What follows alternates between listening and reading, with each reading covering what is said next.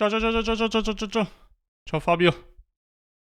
Ho tentato tutti i modi di informarti sull'evento, ma non ti arrivavano i messaggi su Instagram. Lo so, ho visto che mi è arrivato in ritardo, ma in realtà era una notizia che avevo già letto su internet, soltanto che non credevo di farci la live. Ecco perché ho aggiornato tutti quanti soltanto oggi. Allora, devo girare subito, perché sì. Scusate il poco pre-show, cioè siamo già praticamente alle 19, ma questo è quello che passa il convento. Quello che passa il convento. Ho tipo mangiato il primo per il momento, dopo finirò la cena. Volevo mangiare dopo in realtà, ma vabbè.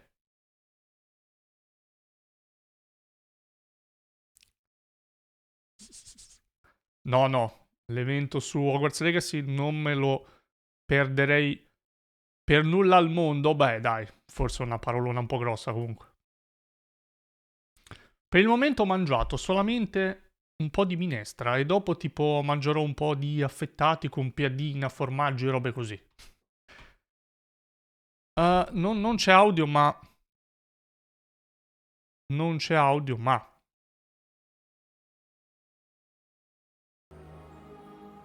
Qui si sente, giusto? Aumento un po'. Ok, poi appena parte regoliamo. Wow. E anche oggi è stata una giornatina intensa, mamma mia, ho registrato un sacco di roba. Adesso c'è la live. Ecco perché poi stasera non faccio live, perché...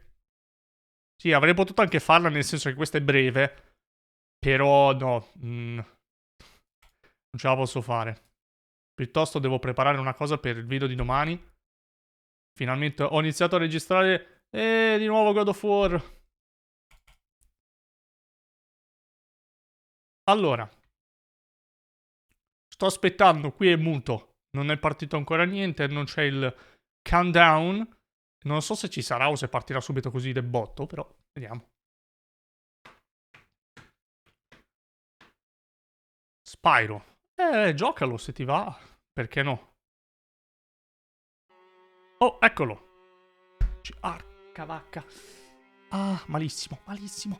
Sta per iniziare, sì. Adesso c'è il countdown. Bene, allora direi che siamo perfettamente in tempo. Naturalmente sarà in inglese la conferenza. Io i sottotitoli li ho comunque attivati. Magari non arabo, grazie. Perché arabo? Italiano? Ok, no, arabo. Non so da cosa l'ha preso arabo. Non ho mai settato i sottotitoli arabi. Sì, non sono precisissimi, ma vabbè, giusto per seguire qualcosina in più se non altro, dai.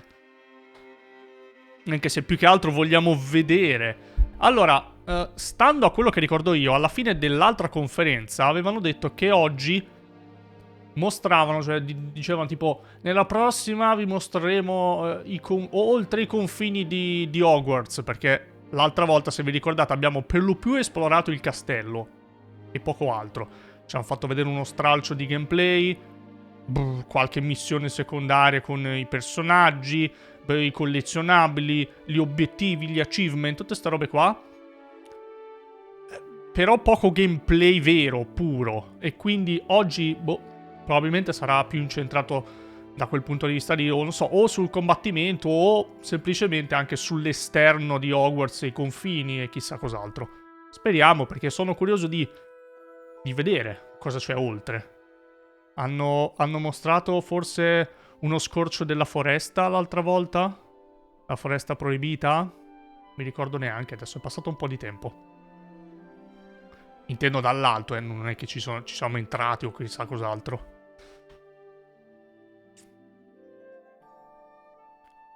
Giocare Pokémon con le tue guide God of War, perché sono fedeli... Grande, vai di pari passo, ma aspetti. Ma sei top, Fabio.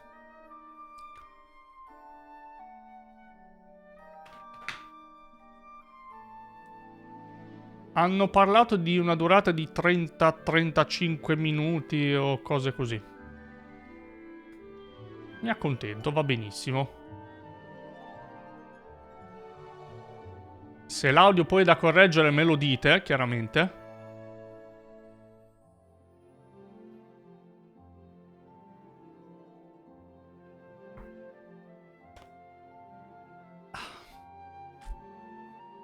Per il resto tutto bene?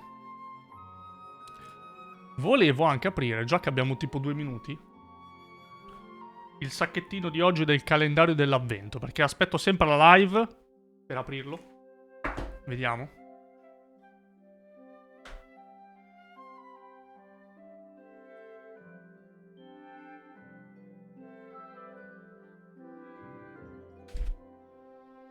Ah! Ci sarà roba da mangiare, tanto per cambiare. Se non mi viene il diabete questo Natale non mi verrà mai più. Ah, oh, salato! Oh, meno male. Meno male perché di cioccolatini sono pieno. Bigliettino super privato. No, in realtà vabbè, niente di che però.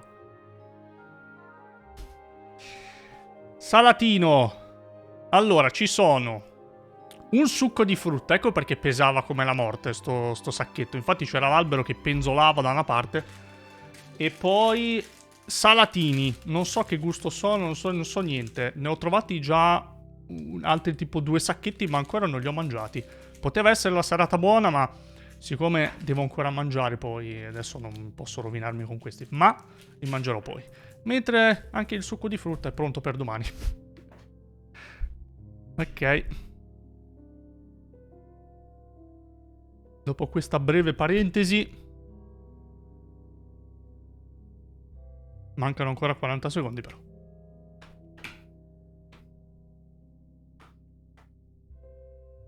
Tu Fabio l'avevi già prenotato il gioco, non mi ricordo. Sì, mi sembrava di sì.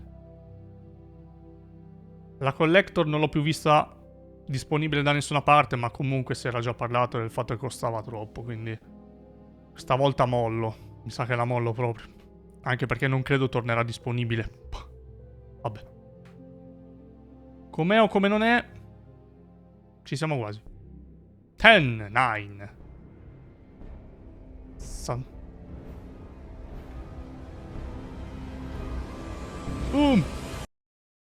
Ui. Uso di alcol. Attenzione. Oh, è un po' alto, mi sa.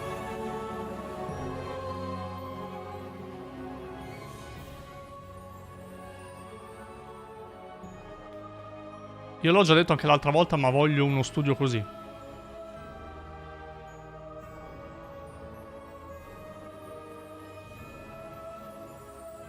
Qui là. Qualità è massima, non sono io, ma è la live, ovviamente.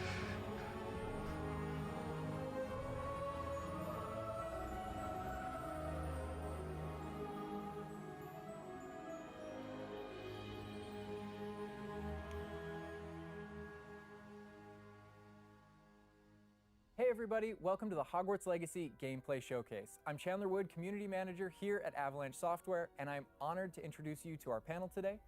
First up, we have community guest host, Ben Snow. Oh my god, I can't believe this is happening. Thank you so much for having me. And from the Avalanche team, we have Game Director Alan Tu. Hello everybody. C'è una nuova cavia. Systems Designer Mackenzie Toner. Un nuovo fortunato che And finally, just potrà già giocarlo. Gameplay for us, Andrew Coram. Eccola lì, guarda come sfoggiano la Collector's Edition con la bacchetta fluttuante. A deeper look at combat using the Dark Arts Battle Arena, and a look at your personalizable home within Hogwarts, the Room of Requirement, where we may even see some beasts. Oh. And we're starting right where we left off in our last gameplay showcase, just outside Hogwarts, which I love that you can walk out of the castle after walking through everything, and then just come out here and take off on your broom out into the open world.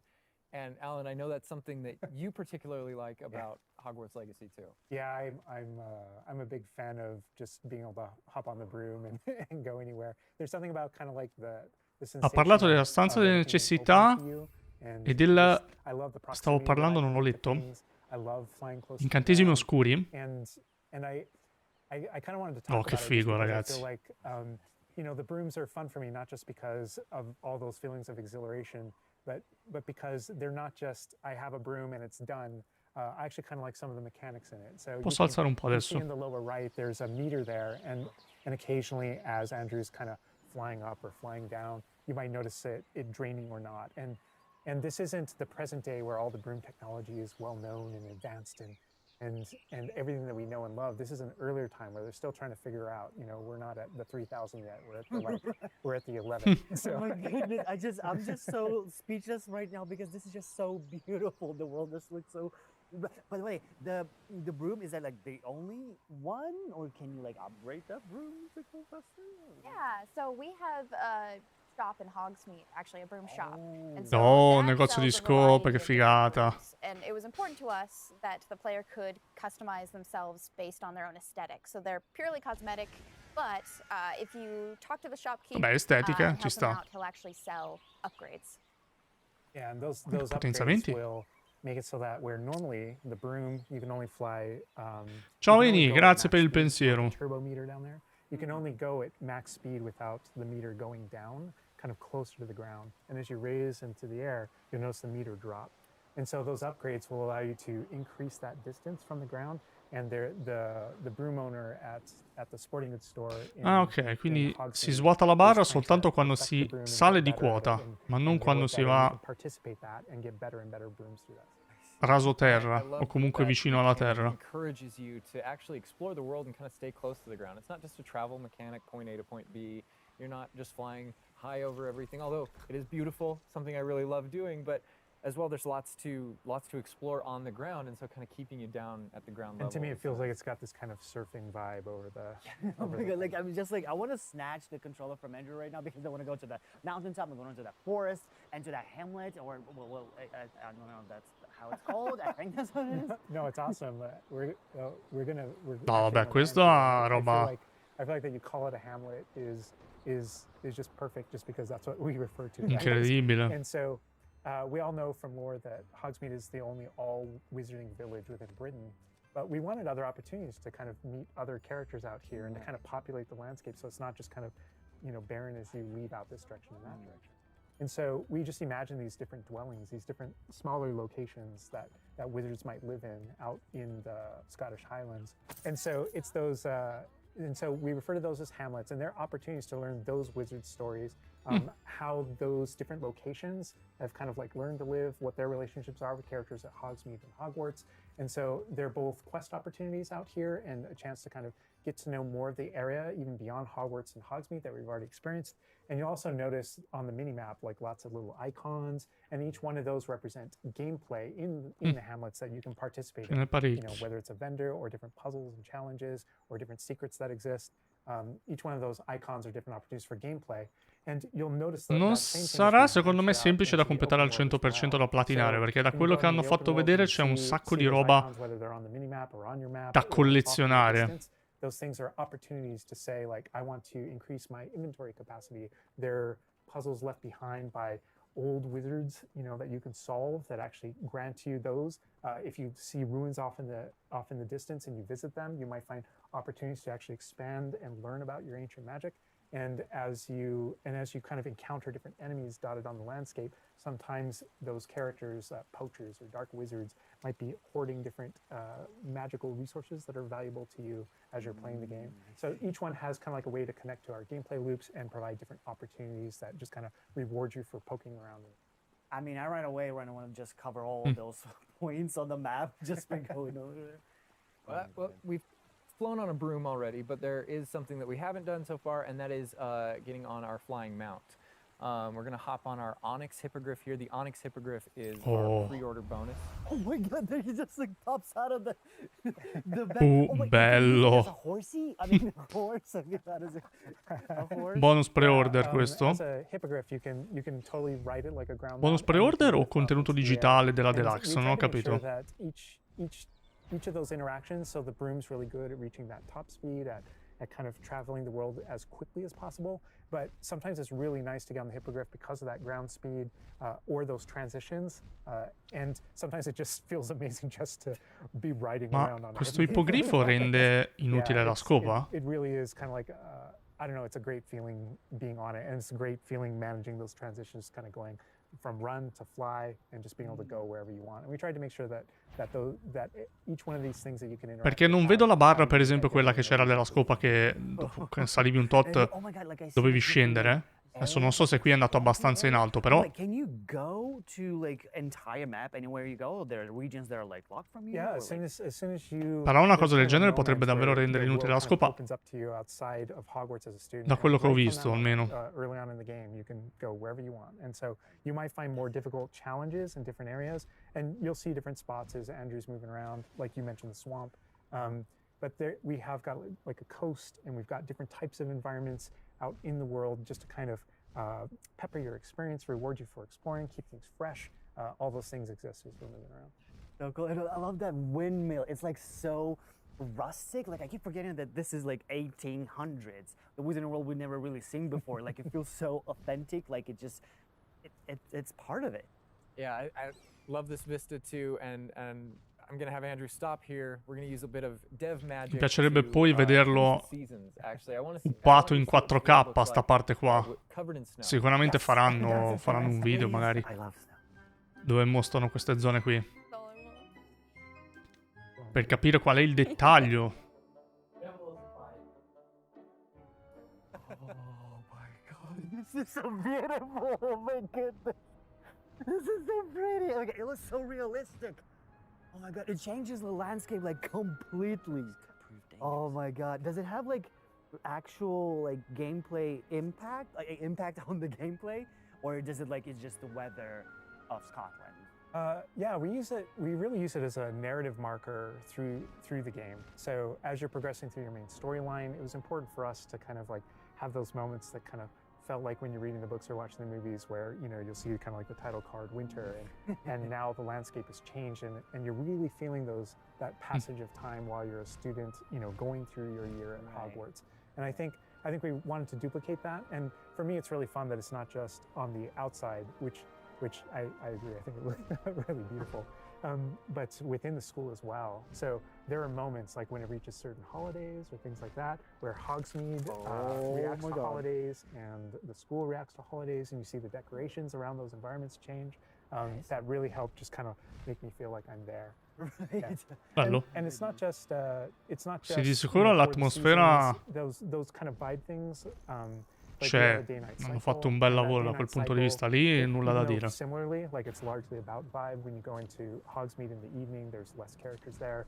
Around the school, you'll notice it kind of dies down and quiets down. Just when there's just candlelight and students kind of like as you're walking through the halls.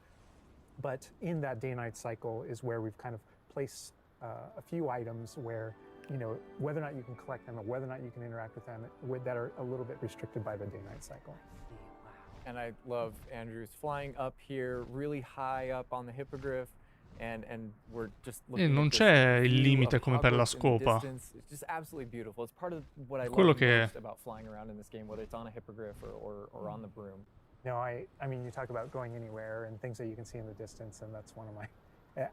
I still can't get over, like, no matter, I play this so much, but I still can't get over the fact that I can see Hogwarts out there, and there's just something beautiful about knowing that all of the things inside of it, the classrooms, the students, the professors, all the places I can just fly my hippogriff, land in the courtyard, enter the front doors, and just walk, you know, to the library, to class, or to greenhouse, or to my common room, that it's all contiguous and just kind of like one space is still exciting to me after all this I mean, time. I'm just Cosa I'm succede? speechless right now. It's just absolutely beautiful. It's just, oh my God. As much as we want to spend a lot more time out here just flying around, experiencing the world, I think this is a great opportunity to switch over to combat. And last time we Ok, did kind of a perché intro to dal combat, this punto time di we're vista gonna really dell'impatto go visivo a lot more of a deep dell'ambiente dive on, abbiamo capito che è una Wizarding Dark Arts figata. Battle Arena, which is part of our Ok. deluxe edition.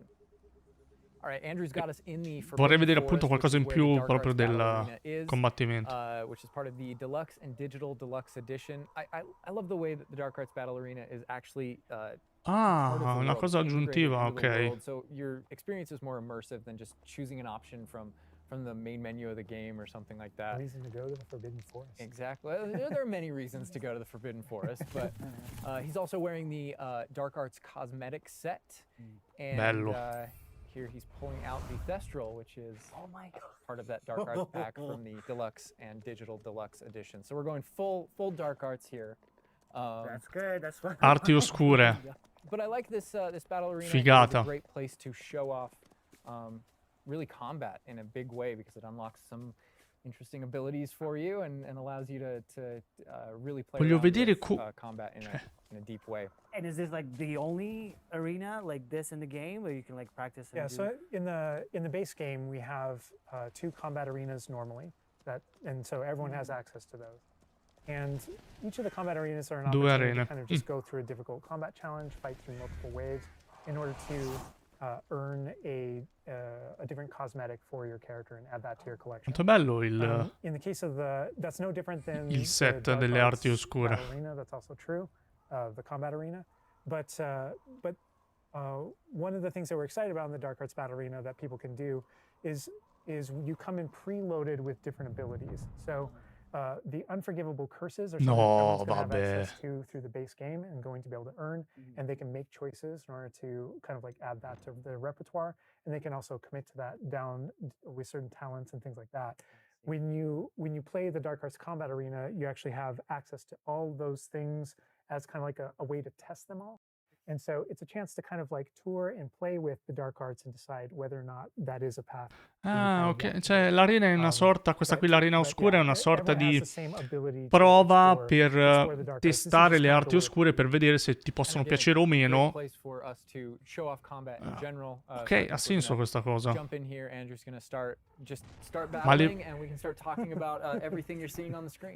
Alright. Ma gli incantesimi senza perdono, le magie senza perdono. Ma Cristo, ma cioè, si potranno utilizzare anche al di fuori di questa arena. Ma questo, secondo me, inciderà anche sulla storia poi, cioè sul nostro personaggio, andare ad utilizzare cose del genere, per forza. You'll notice that like the meter takes up a lot longer to kind of build up as a way to kind of deal with its extreme power, just so that it's still fun to use. And then there's some ways that we'll probably talk about to adjust that. But I don't know. I don't know if there are things on the screen that you just have questions about. Well, like I see like little blue things popping from the enemies. Also, before like that sign, well, it's like, so in the community we call it the ancient magic sign. I don't know if that's how it's called in the game. So the community is astute. So on the development side and in player facing in the game, we reference that as your ancient magic meter. Oh, so it is ancient magic. That is, yeah. So as your abilities in the game keep growing and you become exposed to some. Cioè, quindi tu potrai utilizzare queste magie qui oscure contro i veri nemici del gioco. Cioè è difficile capire la differenza tra amici buoni, cattivi, amici, nemici, perché dal momento che tu vai ad utilizzare questi incantesimi qui, diventi automaticamente cattivo? È chiarissima questa cosa. And the way that manifests itself depends on the type of enemy that you're fighting. And you'll see a wide variety of enemies in here that are pressuring the player in different ways. You'll notice there's abilities that kind of bubble up under the player as he's fighting that force him to move. And there's different ways that we want the player to kind of move around on the battlefield. And that's actually a good link to the ancient magic meter in general. And the reason why I say that is because as you're doing different things in combat, you're protegoing and you're doing different abilities and you can kind of spec into it with your talents, there are different ways to get that meter to build faster and faster. But one of the most effective base ways to build up that meter fast, that way you can launch these devastating attacks whenever you want to, is to actually perform combos. So you see that combo appearing, and it's almost like your emotions are building up, and then basically that builds up enough that you can attack someone. But as the combo meter builds up, at some point you strike someone and a piece of their magic kind of falls out of them. You'll see the blue orbs in the game world, and there's something that only you can see in the narrative, in the world. And it's another reason to move around on the battlefield. If you can go up and collect those things and suck them in, they give big jumps to that ancient magic meter as we're playing. Va bene, combo is the way, dai. And magic here, but I think there's another huge component of combat, and that is the tools that you can bring to combat as well to kind of change the way you play. And I think Mackenzie knows a lot about what's going on with the plants and potions. And so the tools are really interesting because they're basically like a prior investment. So you can bring the potions and the plants that you grow in the Room of Requirement to combat to essentially kind of help you defeat enemies a lot quicker and more efficiently. So some of the tools that you'll see here are like the rock skin potion. So that is something that basically covers your skin in this like rocky material that reduces the incoming damage that you're receiving. So against big enemies, hard-hitting enemies like trolls, that's super helpful. FIGATA. Oh my God, he's just destroying. The troll just collapsed from one of the cadavers. Obviously we have the Wiggenweld potion as well, which increases Ma your health. cioè sti nemici And then qui we have anche the focus devastanti, potion. So Avada Kedavra, balance fine, out morto. Having to balance Avada Kedavra with a long cooldown because obviously it's an instant kill.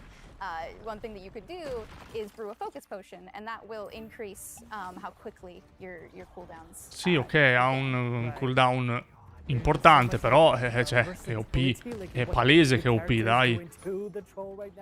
Poi con la pozione puoi anche ricaricarla velocemente.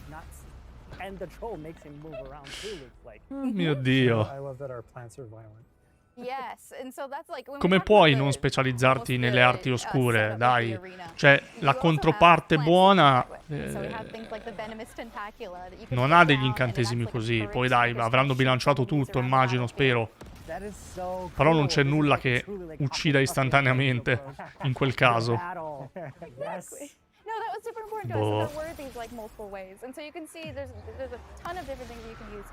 The mandrake is one, so you can pull it out and it stuns with its like piercing cry these enemies in a radius. And another thing I want to call out, Quelli lì sono that tipo we're i seeing on sensi the di side ragno screen, quando these dueling gli appare il feats, cosino rosso I sopra. love because I love anything that prompts me to play a game in a different way, a unique way. I don't want to get stuck in my style, you know.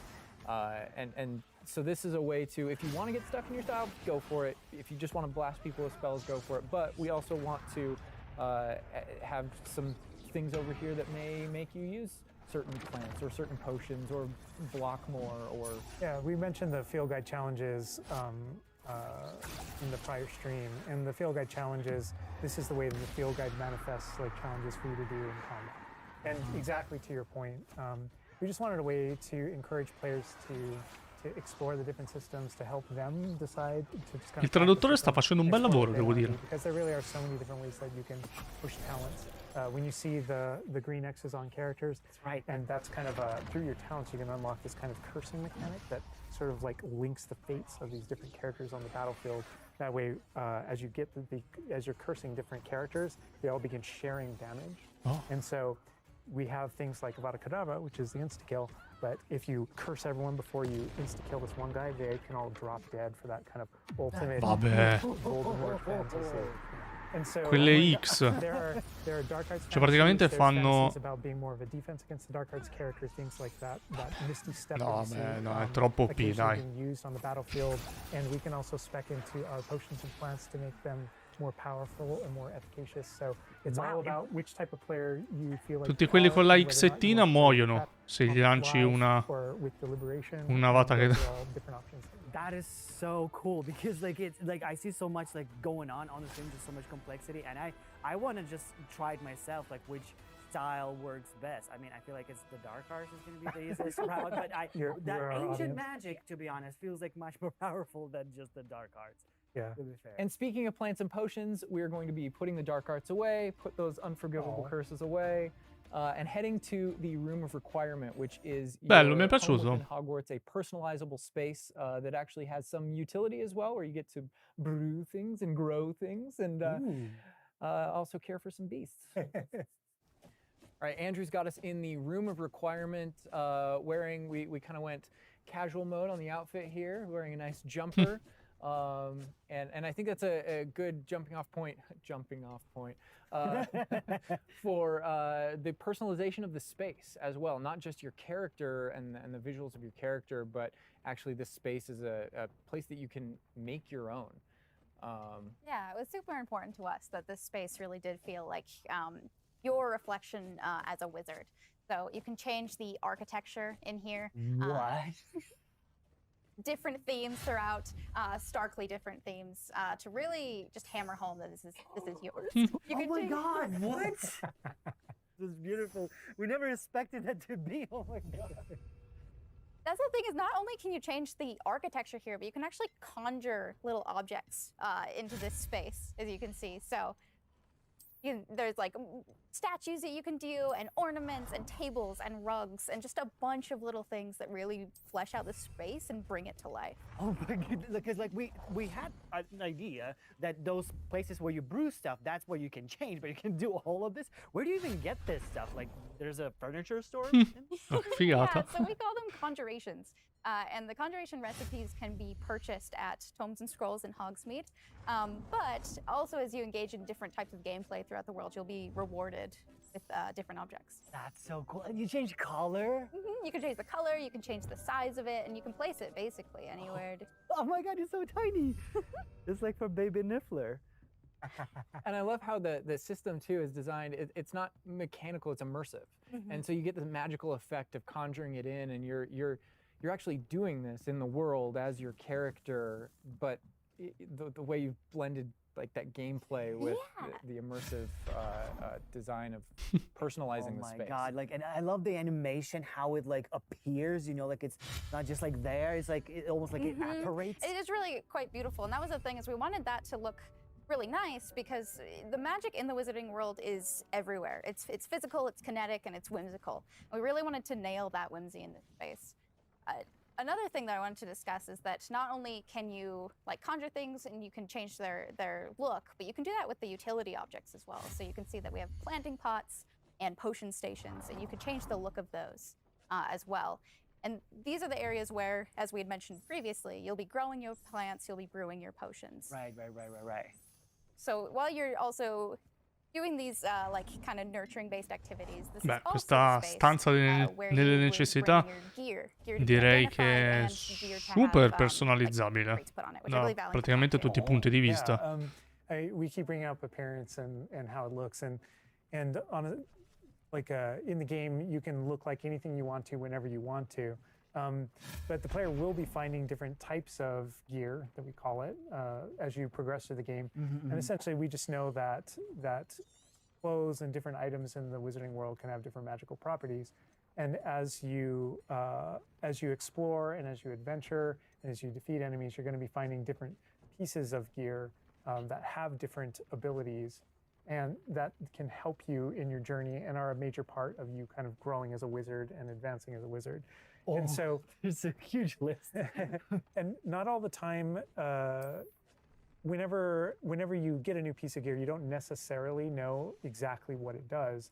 And so there is a station inside of the Room of Requirement that you can conjure. It's one of the first things you conjure, called an identification station, where you can actually bring that gear that you're uncertain about and learn what its abilities are. Right, yeah, that's so cool. And then as this space advances even further, and the space will eventually grow its own rooms, and you're going to get new recipes, you know, like Mackenzie's talking about, all these different things keep expanding. And as it expands, eventually you're going to earn what we see here, which is called a loom.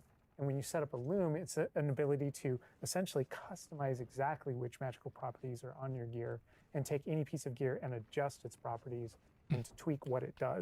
Socket, I mentioned insomma. earlier that you can make anything look like anything. The collection of appearances, we call it, or cosmetics, we've been referring to it in this stream.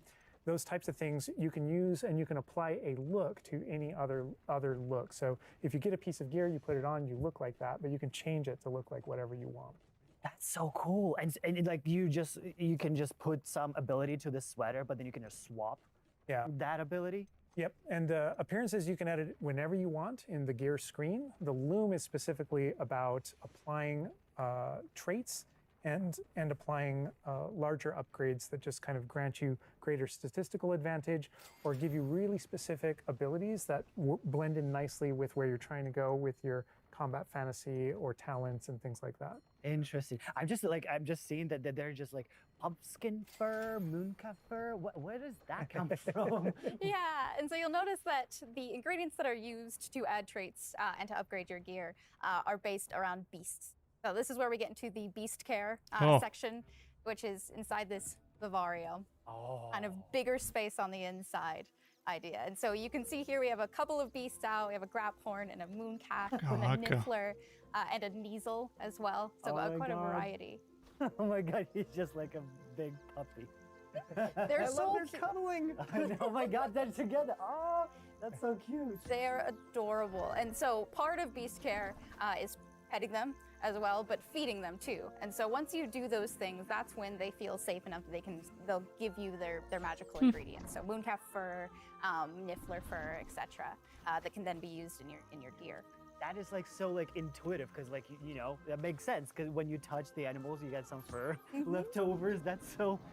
Oh my god. Yeah, and we really want to hammer home the fact that this is like a home that you're making for them. So in the overland, you can find these beast dens and rescue these beasts.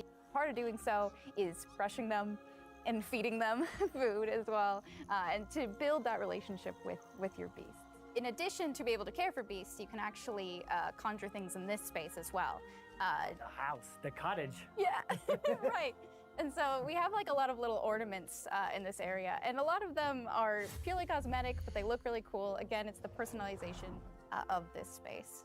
Oh my goodness, no, this is like, I'm gonna spend 8 hours just designing this whole area to personalize. This is like cool, it's like you have this little play area, like a Dà la sensazione di un gioco che ci puoi veramente perdere la vita. Just for the creatures, I love it. Yeah, no, totally.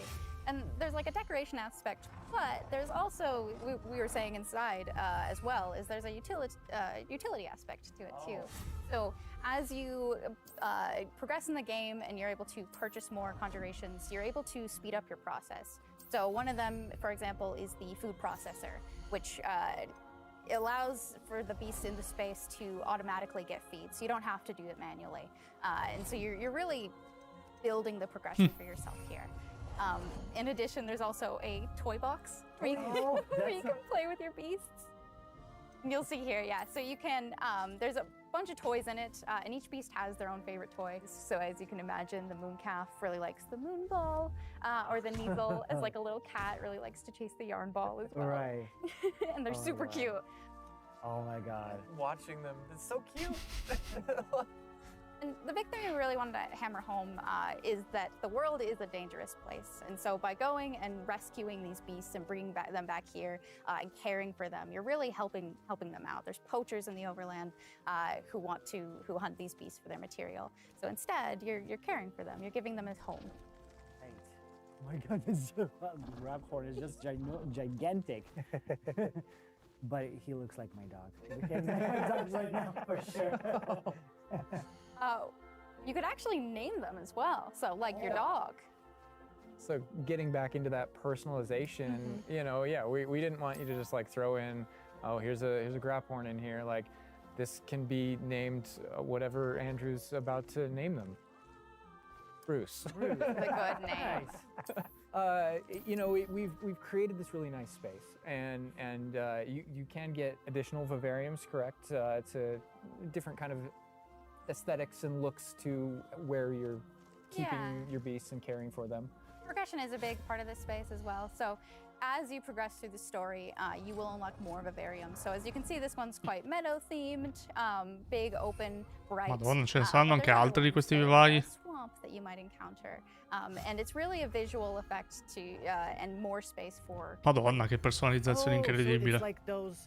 So when we're inside the room requirement, there's like on the left, there's that moon glow from one entrance, and then some shrubbery going on in the right. Is that what you're talking about? Yep, that's exactly it. Ah, oh, you put trees in here too. Oh my goodness.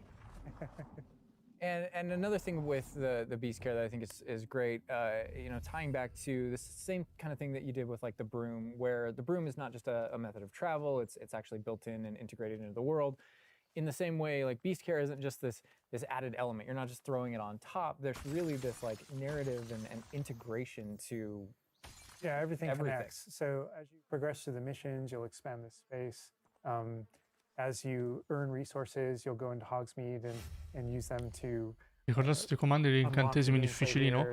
And unlock new conjurations. Ma suppongo sia una questione poi di, sai, it's in those different pratica. In those different environments, like the different combat and conflicts and bandit camps and different things like that exist in the overland, those things are what hold recipes that exist in the loom.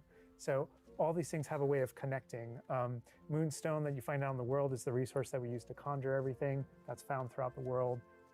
Forgeables are used for recipes. So really everything's like a cycle and keeps you coming back. But even with the story that's being told too, I think people know who Poppy is and that she has a particular affinity for beasts. Yeah, I mean, I think everything we're seeing here, you're going to be venturing out into the world, and this is just kind of the tip of the iceberg. Even Minimo tra guida episodi c'è 50-60 video.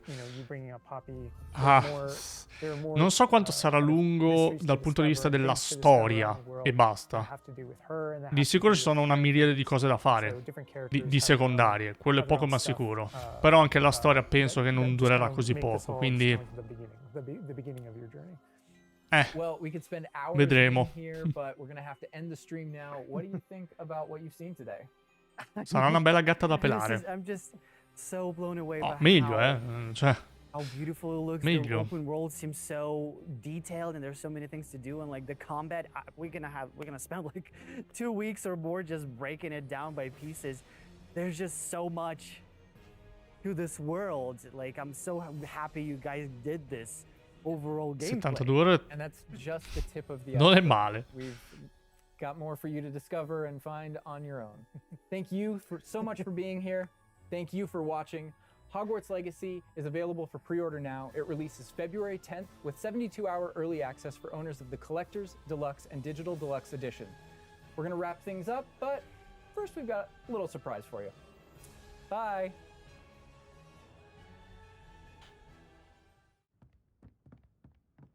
Piccola sorpresa. 𝗟𝗶𝗶.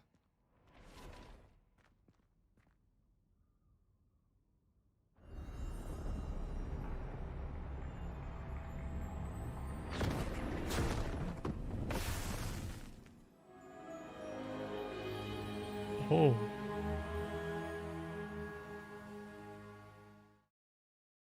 Oh. Ma non è il...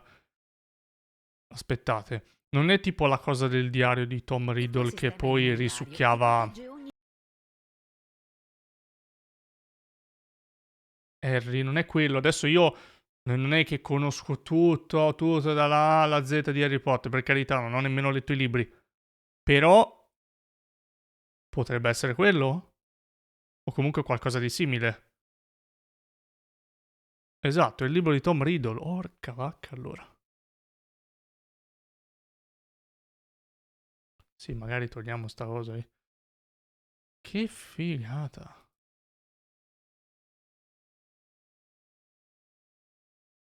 Sì, infatti, no.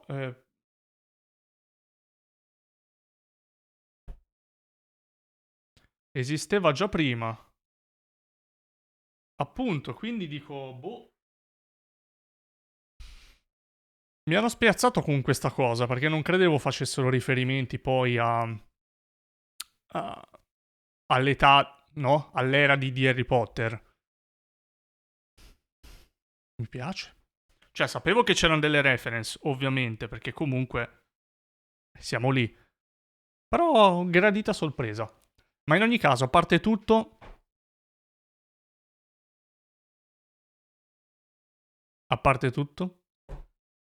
la conferenza mi è piaciuta, finalmente hanno mostrato qualcosa di più del combattimento e soprattutto dal lato delle arti oscure, che mi interessava particolarmente. Ho visto che sono una figata, devastanti gli incantesimi.